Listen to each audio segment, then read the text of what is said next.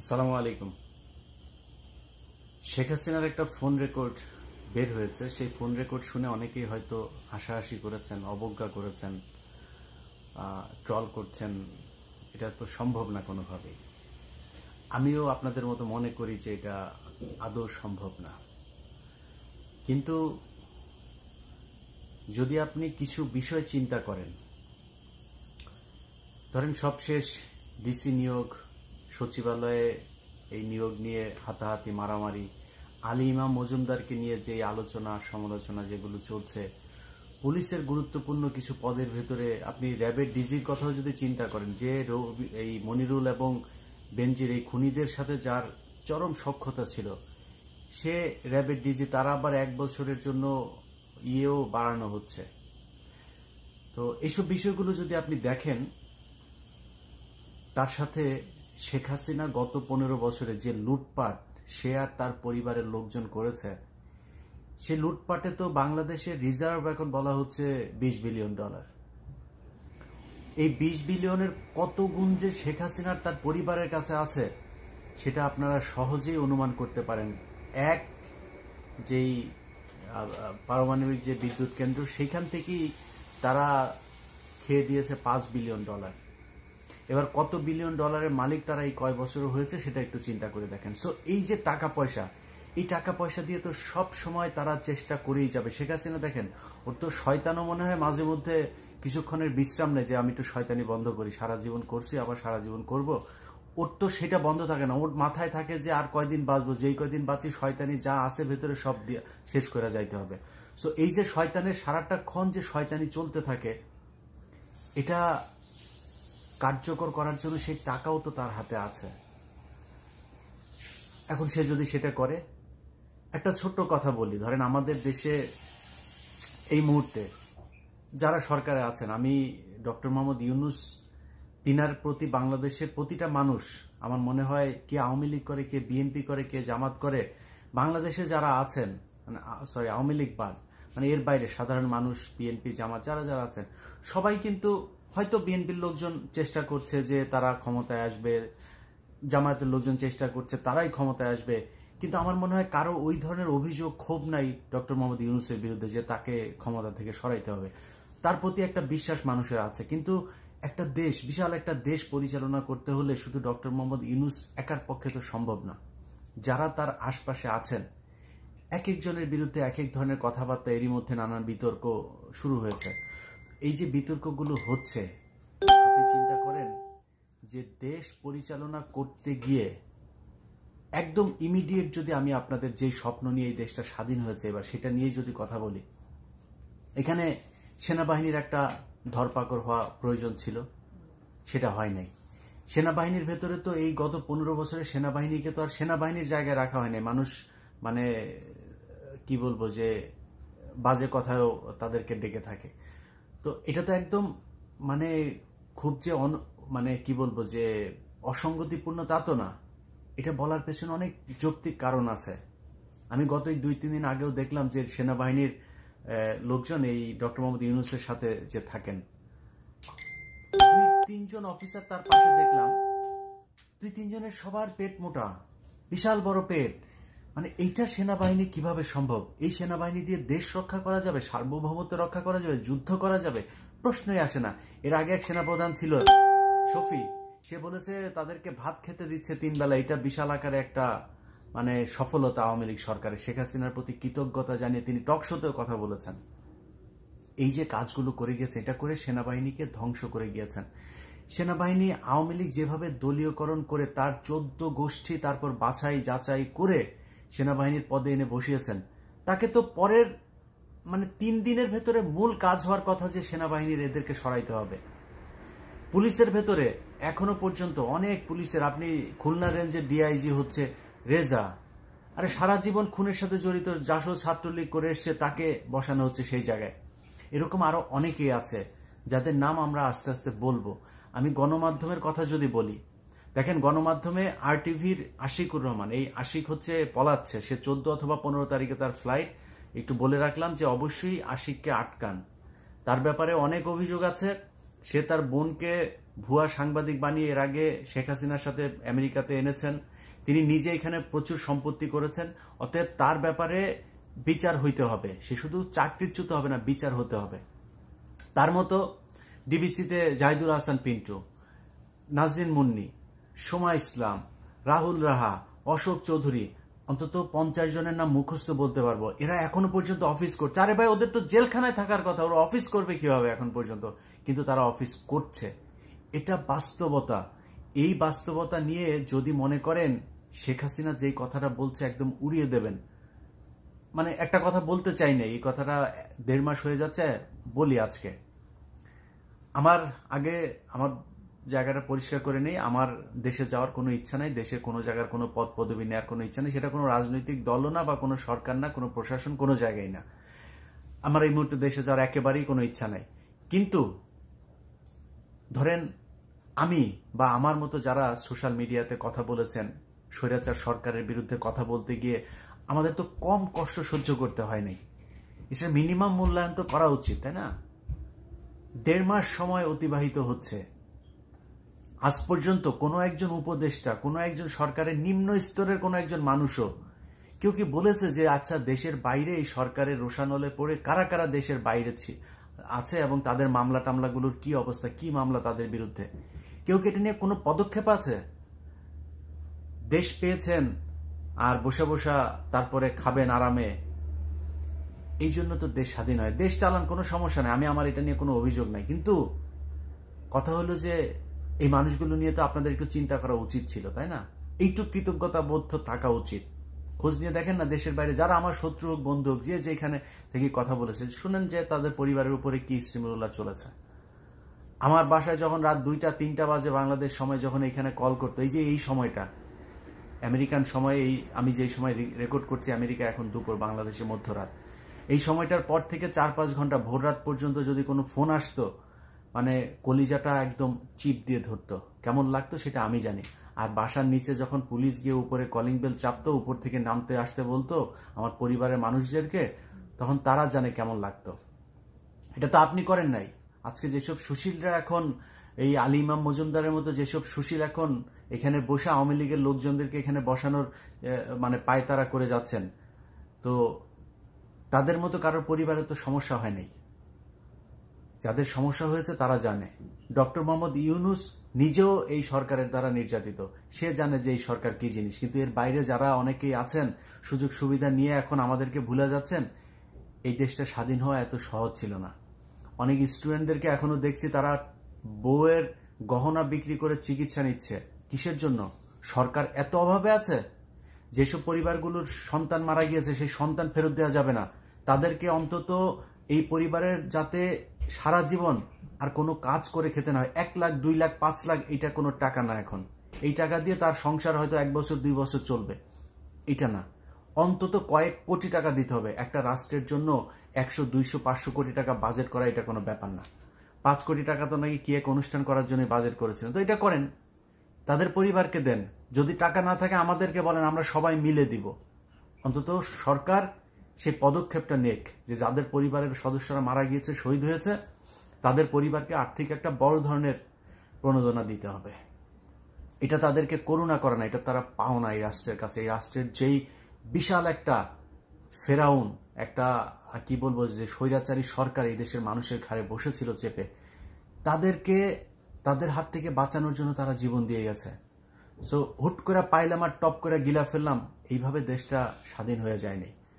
আজ পর্যন্ত আমাদের ব্যাপারে কেউ বলেও নাই যে, এক হাফিজ ভাই বলেছেন, অনেকেই পাঠিয়েছেন সেই ভিডিওটা। হাফিজ ভাই তো সরকারের কেউ না। হাফিজ ভাই আমাকে অনেক পছন্দ করেন, কনক ভাইকে অনেক পছন্দ করেন, এরকম অনেকে হয়তো পছন্দ করেন, তিনি নাম ধরে বলেছেন। তিনি তো সরকারের কেউ না, তার হাতে তো সেই ক্ষমতা নাই। আমি বলছি না যে উনি যেটা বলছেন সেটা, ওইটা আমাকে চাইলেও কোনোদিন ওই জায়গায় নিয়ে আল্লাহ জীবনে যেন কোনোদিন না বসায়। এই লোভ লালসা যেন আল্লাহ আমার ভেতরে কখনো না আনেন।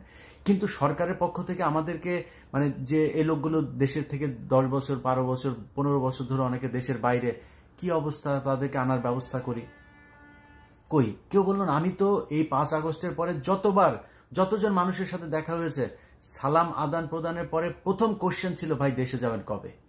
কোনো কোনো ক্ষেত্রে সালামেরও আগে দেখা হলেই ভাই দেশে কবে যাবেন। আমার মনে হয় আমার মতো যারা দেশের বাইরে আছেন, রাজনীতিবিদ, সাংবাদিক, সামাজিক সংগঠনের সাথে জড়িত, যে যেই জায়গায় আছেন, এই সরকারের রোশানলে যারা দেশের বাইরে আছেন, সবাই দেশ বাংলাদেশ মানে ঘরের বাইরে গেলে কারোর সাথে দেখা হলে এই প্রশ্নের মুখোমুখি হইতে হয়।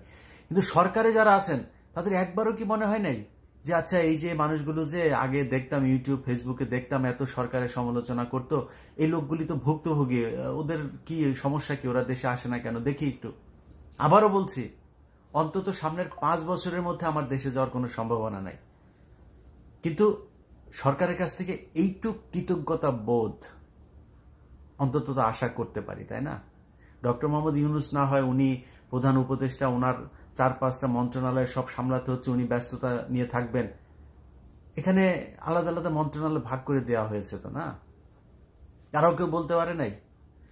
এরকম হইলে দেশ যদি আবার পরাধীন হয়, স্বাধীন করার জন্য কেউ জীবন বাজি রাখবে না, কারোর পরিবারকে কেউ বিপদে ফেলবে না। এবার সব শেষ কথাটা বলি, যেটা বলতে এসেছিলাম। শেখ হাসিনা এই যে বলছে যে সে কাছাকাছি আছে, চলে আসবে, এত ফেলে দেওয়ার মতো না বিষয়টা। তার হাতে যদি প্রশাসন থাকে, তার দলের লোকজনকে এখন বিভিন্ন জায়গায় তাদেরকে পদায়ন করা হচ্ছে, এলাকা ভিত্তিকও বিভিন্ন টেন্ডারবাজি, চাঁদাবাজি, সেই সবেও এখনো তারাই দখল করছে। বিএনপির লোকজন 2-1 জায়গায় 2-4 হাজার 5 হাজার টাকা চাঁদাবাজির ঘটনায় প্রথম আলো সবার আগে টপ লাইন করে হেডলাইন লিড নিউজ করছে। কই এতদিন তো প্রতিটা এলাকায়, যেই এলাকাতে এখন বলা হচ্ছে যে ওই জায়গায় বিএনপির এই লোক চাঁদাবাজি করেছে, ওই জায়গায় আওয়ামী লীগের লোক চাঁদাবাজি করে না, ওই জায়গায় ওইটা নিয়ে নিউজ ছিল নাকি আপনার? কয়টা নিউজ ছিল? সারা দেশটাই তো চাঁদাবাজিদের আখড়া ছিল।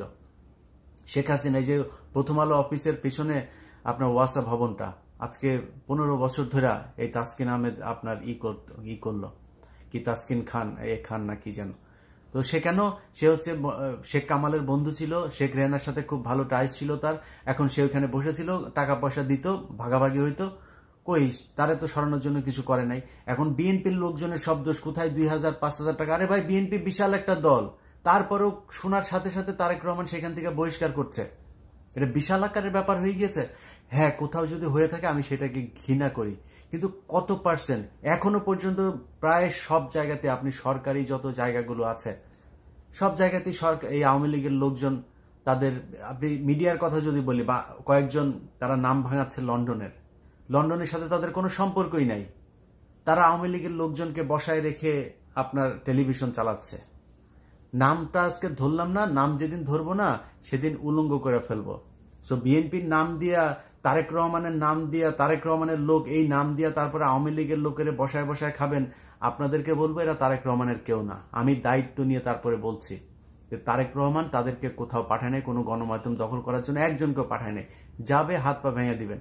আর যদি হাত পা ভাঙার সেই পরিস্থিতি করতে না পারেন, শুধু অপেক্ষা করছি, হ্যাঁ 2-1 মাস অপেক্ষা করছি, দেখি যে আপনারা কতদিন এই জাহিদুল হাসান, পিন্টু আর সোমা টোমা এদেরকে নিয়ে সংসার করতে পারেন। এরপরে আমাদের লোকজন এই অফিসের সামনে গিয়ে দাঁড়াবে ইনশাল্লাহ। হ্যাঁ, এটা বলে রাখলাম। আর আওয়ামী লীগের লোকজন যারা এখনো অফিস করছেন না সুন্দর করে করে, সাহস হয় কেমনে আপনাদের? সাহস হয় কিভাবে? আমাদেরকে বলেছেন আমরা নাকি কন্টেন্ট ক্রিয়েটর, আমরা ইউটিউবার, তাই না? মনে আছে এগুলি? সেগুলো ভুলে গিয়েছি আমরা। লোক ভাড়া করে তোর সাথে খেলবো, লোক ভাড়া করে তারপরে তোর অফিসের সামনে গিয়ে দাঁড়াবো। তুই কি মনে করেছিস ছাড়া দিব? ভালোই ঠিক যেইভাবে মানে আমরা এতদিন ছিলাম না, ওইভাবে পারলে বর্ডার টর্ডার দিয়ে পালায় যা। দেশে থাকবি, আশিকুর যেন পলাইতে না পারে। আশিকুর কিন্তু পলাবে 14 অথবা 15 তারিখে তার ফ্লাইট, সে যেন পলাইতে না পারে। আরটিভির তারে আটকাবেন, অন্য যেগুলি আছে সেগুলোরে আটকাইতে হবে, এদের বিচার হতে হবে। তারা এই জুলাইয়ের 19 তারিখ থেকে 4 তারিখ পর্যন্ত তারা এই দেশে খুনের সাথে জড়িত। শেখ হাসিনার সাথে সব শেষ সাংবাদিকদের যে মিটিং আছে, সেই মিটিংয়ে শেখ হাসিনাকে যেভাবে তৈলাক্ত করা হয়েছে, সেই মিটিংয়ের অনেকেও এখন পর্যন্ত অফিস করছে। কিভাবে সম্ভব? যেই কারণে এই যে 2 দিন আগে একটা নিউজ দেখেছেন না আপনারা, এক আওয়ামী লীগের এক নেতা তার তাকে মেরে ফেলেছে 4 মাসের শিশু সন্তান। আরে বেটা, 4 মাসের শিশু সন্তান এরকম অন্তত কয়েকশো মানুষের এই গত 15 বছরে মারা গিয়েছে। তখন কোথায় ছিলেন এত মায়া কান্না? 6 মাসের বাচ্চা, 1.5 মাসের বাচ্চা তার বাবা মায়ের সাথে এক ঘরের মধ্যে আটকে রেখে তাদেরকে জঙ্গি আস্তানা বলে সেই বাড়ি উড়িয়ে দেওয়া হয়েছে, মনে নাই উত্তরবঙ্গে? এগুলো তো এই বাংলাদেশে ঘটেছে। সেদিন কোথায় ছিলেন? অনুসন্ধানী সাংবাদিকতা করেন নাই তো। এখন কোথায় আওয়ামী লীগের এক লোক তার 4 মাসের বাচ্চা রেখে মারা গিয়েছে, সব টেলিভিশন পত্রিকা এই স্যাড মিউজিক লাগায় তারপরে নিউজ করছে। ও এই গত 4 তারিখের আগেও এই ছাত্র আন্দোলনে ছাত্র হত্যা করেছে। ওর 4 মাসের বাচ্চা আছে দেখে ওর বিচার করবে না পাবলিক দেখে নাই ও মানুষের উপরে গত 15 বছর কি পরিমাণে নির্যাতন করেছে? ওরে বাঁচায় রাখবে কেন? কিসের জন্য? মানুষের এই ক্ষোভ তো, এটা তো মানে বহিঃপ্রকাশ হবেই। তাদেরকে আইনের আওতায় নিয়ে আনা হচ্ছে না। প্রতিটা জায়গায় আমার অনুরোধ, প্রতিটা থানায় বিএনপির লোকজন যারা আছেন, জামায়াতের লোকজন আছেন, এখনো অনেক থানাতে আমি নিজেই খবর জানি, অনেক থানাতে এখন পর্যন্ত হত্যা মামলা হয়নি। প্রতিটা থানায় হত্যা মামলা হইতে হবে। এলাকায় যত আওয়ামী লীগ আছে একদম থরলি সব, এই যে বলে না 1000 হওয়া যাবে না 5000, আরে ভাই ওই এলাকায় খালি 1000 5000 না, প্রয়োজন হইলে 5 লাখ যদি নাকি আওয়ামী লীগের নেতাকর্মী থেকে থাকে 5 লাখের বিরুদ্ধে মামলা হইতে হবে। সবগুলো এটার জন্য দায়ী, সবার পানিশমেন্ট হইতে হবে। যারা এখন বলে হ্যাঁ 5000-এর মানুষ আবার কোনোদিন আসামে, ইয়েস 5000 মানুষ আসামে, একটা আসনে তো একটা থানার ভেতরে তো 5000 আওয়ামী লীগের নেতাকর্মী আছে, সবার নামে বাই নেমে মামলা হইতে হবে। যারা যারা এখনো যে থানায় জেলায় হয় নাই, আপনারা অবশ্যই এগুলো করবেন। কোনো থানায় যদি কোনো ওসি যদি এই মামলা না নেয় তাহলে আমাদেরকে জানায়েন। অতএব আমি মনে করি যে দেশে এই যে সাংবাদিকতার যে ইয়েটা চলছে, যে স্যাড মিউজিক লাগিয়ে তারপরে আওয়ামী লীগের নেতাকে মেরে ফেলেছে, এখন একটা সুশীল সেজে তারপরে মানবতা দেখানোর চেষ্টা করছে, এগুলো যেই সব টেলিভিশন চ্যানেল বিএনপির নাম দিয়ে কয়েকজন সাংবাদিক দখল করে আওয়ামী লীগের লোকজন নিয়ে ঘর সংসার করছে, তাদেরই ফসল। তারা এখনো পর্যন্ত খুব সুকৌশলে আওয়ামী লীগের পক্ষে কাজ করে যাচ্ছে। অতএব এই ঝুঁকিগুলো যতক্ষণ থাকবে না, শেখ হাসিনা ঢুকে যেতেও পারে, এই ঝুঁকিটা আপনাকে মাথায় রাখতে হবে। তবে আমি নিজে বিশ্বাস করি না, এবং ঝুঁকির কথাটা মাথায় রেখেই বললাম, আমি নিজে বিশ্বাস করি না যে শেখ হাসিনা আসতে পারবে। আমার বিশ্বাস যে শেখ হাসিনার কথা মানে ফোন এখন এই কেন্দ্রীয় যে নেতা তারা কেউ ধরছে না, তাদের এখন পাওয়াই যাচ্ছে না, টেলিফোনেই পাওয়া যাচ্ছে না। তারা টেলিফোন রেখে এক একজন এক এক বর্ডার দিয়ে কিভাবে পার হবে সেই চিন্তা ভাবনা করছে। যে কারণে শেখ হাসিনাকে এখন সোনাইমুড়ির আপনার এই ছাত্রলীগের সাবেক সাধারণ সম্পাদককে ফোন দিতে হচ্ছে, ওই অমুক গুয়ারচরের ইয়েকে ফোন দিতে হচ্ছে, ওই বরগুনার আরেক নেতাকে ফোন দিতে হচ্ছে, এইভাবে ফোন দিতে হচ্ছে। অর্থাৎ তার কথা কেউ শুনছে না। কিন্তু শেখ হাসিনার কথা শুনে যারা নিজেদেরকে গর্ববতী মনে করছেন, তাদেরকে শুধু একটা কথা বলি, এখনো পর্যন্ত এই গত 2 দিন আগেও দেখেছে না, ওই যে বিকাশ করিম, ফারাজ করিমের বাপ, ওই বিকাশ করিম বর্ডারে ধরা পড়েছে। সো আপনাদের এই এমপি মন্ত্রী লেভেলের নেতা যে যেই দিক দিয়ে পারছে বর্ডার পার করার চেষ্টা করছে। আর আপনাদের ছাগলের 3 নাম্বার বাচ্চা মার্কা আওয়ামী লীগের যেসব 2-4 জন আছেন, আপনাদেরকে শেখ হাসিনা ফোন দিয়ে বলছে যে হ্যাঁ আমি তো বর্ডারের কাছে আছি। বর্ডারের কাছে মানে কি রে? ও কই আছে? রেখে দিয়েছে দিল্লিতে, বর্ডারের কাছে আছে মানে এইসব বলে আপনি তো বিশাল পুলকিত। ওরে বাবা, শেখ হাসিনা ফোন করছে আপনাকে, আপনি গর্ভবতী হয়ে যাচ্ছেন, হাত পা হাড্ডি গুড্ডি একটাও ঠিক থাকবে না। দেখছেন না, আস্তে আস্তে সবই কিন্তু ধরা পড়বে। যদি নাকি এইখানে ডক্টর মোহাম্মদ ইউনূসের এই প্রশাসনে আলী ইমাম মজুমদারদের মতো 2-4 জন যদি ব্রোকার যদি থাকেও না, এগুলোকে আস্তে আস্তে ডক্টর মোহাম্মদ ইউনূস রাখবে না। কারণ ডক্টর মোহাম্মদ ইউনূসের আপনার আমার মতো তারও কিন্তু আমি মানে সরকারের যেই কি বলবো অন্য সাইডগুলো বাদ দিলাম, তার নিজের ব্যক্তিগত শত্রু কিন্তু আওয়ামী লীগ। সো কোনো কারণে ডক্টর মোহাম্মদ ইউনূসের এইটা চিন্তা করার কোনো কারণ নেই, বা তিনি এই চিন্তা কখনো করবে না যে বিএনপি বা জামাত বাদ দিয়ে তারপরে আমি আওয়ামী লীগকে নিয়ে আসি। ডক্টর মোহাম্মদ ইউনূসের জামাতের সাথে সমস্যা নাই, বিএনপির সাথে তার কোনো সমস্যা নাই, তো সে কেন আওয়ামী লীগকে নিয়ে আসবে? সেই সুযোগটা আপনি কেন পাবেন? সেই সুযোগ যদি পাইতেন তাহলে 5 তারিখে শেখ হাসিনা পলাইলো কেন? Just common sense. আপনাকে উস্কায়ে এখন শেখ হাসিনা একটু স্বপ্নদোষ করানোর চেষ্টা করছে। So be careful. আপনি যেই সোনাই মুড়ির হন আর যেই মুড়িরই হন, যে নেতারা আছেন না, নিজেদের বিপদ নিজেরা ডেকে আনেন না। আওয়ামী লীগ শেখ হাসিনা বাংলাদেশে ক্ষমতায় আসবে, ওদের মতো অনির্দিষ্টকাল বললাম না, বাট সুনির্দিষ্ট কালের জন্য এটা সম্ভব না। এই শেখ হাসিনা বাংলাদেশে এসে ক্ষমতা গ্রহণ করবে, এটা সুনির্দিষ্টভাবে বলা যাবে না যে কতদিন পরে শেখ হাসিনা দল আবার এই দেশে ক্ষমতায় আসতে পারে। যদি এই দেশের মানুষের প্রত্যাশা পূরণ করতে না পারে বিএনপি, জামায়াত, ডক্টর মোহাম্মদ ইউনূসের যেই প্রশাসন, না করতে পারলে হয়তো আসতে পারে, সেটাও সুনির্দিষ্ট কাল বলা যাবে না যে এই দিনের মধ্যে, এত দিনের মধ্যে আসার সম্ভাবনা আছে। আরে ভাই, এখন পর্যন্ত তো সংগঠনই চালাইতে পারে না, অফিস টফিস সব তারা যাইতেও পারে না, কেউ ধরে নাই তো আপনাদের। বিএনপি যে আটকাইছে, আপনারা যেভাবে পেটাইতেন মানুষ পাইলেই বিএনপি জামায়াতের, পেটাচ্ছে না তো, আসেন না, যান কার্যক্রম শুরু করেন, করছেন না। যাই হোক, আমি দুইটার দিকই বললাম যে আওয়ামী লীগের যারা শেখ হাসিনার কথা শুনে নিজেদেরকে গর্ববতী মনে করছেন তারাও সাবধান, বাট শত্রুকে দুর্বল মনে করার কোনো কারণও নাই। সেটাও যারা এখন এই মুহূর্তে দেশে ক্ষমতায় আছেন এবং ক্ষমতায় আসার স্বপ্ন দেখছেন, তাদেরকে এটা মাথায় রাখতে হবে। আপনি বিএনপির বিশাল বড় সংগঠন বাংলাদেশে, আপনার প্রতিদ্বন্দ্বিতা থাকবে, প্রতিযোগিতা থাকবে, সেটা আপনার দলের ভেতরেই সীমাবদ্ধ থাকতে হবে। আপনি বিএনপির একজনের সাথে প্রতিদ্বন্দ্বিতা করে তারপরে আপনি আওয়ামী লীগের লোকজনকে এখানে করবেন। গত 15 বছরে বিএনপির চাইতে বেশি ক্ষতিগ্রস্ত, জামাতের চাইতে বেশি ক্ষতিগ্রস্ত এই দেশে আর কেউ হয় নাই। অতএব আপনাকেই সেটা বুঝতে হবে যে আওয়ামী লীগকে আবার ছোবল দেওয়ার জন্য তারা এখন যতই মুখে মুখে আপনার দলের লোক বলে আপনার এখানে ঢোকার চেষ্টা করুক, খুব সাবধান। সবাই ভালো থাকেন। আবারও বলছি, RTV আশিকুর 14-15 তারিখে পলাবে, ওরা আটকাবেন। আল্লাহ হাফেজ।